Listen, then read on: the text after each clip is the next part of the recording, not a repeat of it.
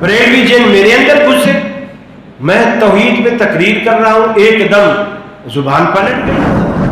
اور ادھر وہابی جن بیٹھا ہو اس کو غصہ چڑھے، اچھا انہوں نے ہمارے عالم کے ساتھ ایسا کیا، وہ گلزار حبیب میں جا کے کوکا بکاڑوی کے اندر گھس جائے، اور وہ خطبہ دے رہا ہو ابا کی مزار کی فضیلت، تو وہ فوراً اندر گھس کے بولے اللہ نے پوری سورت جن کے نام پہ رکھی، سورت الجن، جن کی پہلی آیت میں نے پڑھی، قُلْ أُوحِيَ إِلَيَّ أَنَّهُ اسْتَمَعَ نَفَرٌ مِّنَ الْجِنِّ، انہوں نے آ کے اللہ کے رسول سے قرآن سنا، قرآن سنے، بیعت ہوئے، مسلمان ہوئے، اپنے علاقے میں جا کر کے انہوں نے تبلیغ کی، لوگ اور جنوں کو بھی مسلمان کیا۔ یہ تو مسلمان بھی ہیں، ان میں شیطان بھی ہے، بریلوی بھی ہوں گے، وہابی بھی ہوں گے، دیوبندی بھی ہوں گے۔ اب آج مجلس میں بہت سارے جن بیٹھے ہوں گے، آپ کو پتہ بھی نہیں، ان کو جگہ بھی نہیں چاہیے، وہ ایسے بیچ میں کہیں بھی بیٹھے ہوں گے۔ اگر گھستے نا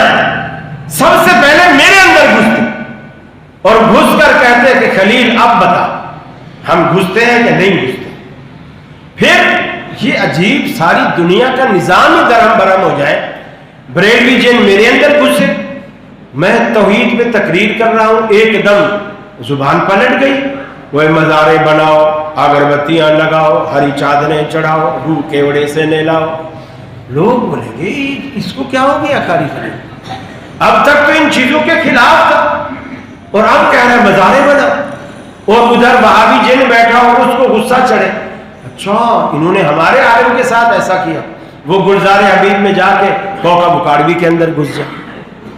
اور وہ خطبہ دے رہا ہو ابا کی مزار کی فضیلت، تو وہ فوراً اندر گھس کے بولے میرے ابا کی مزار گراؤ،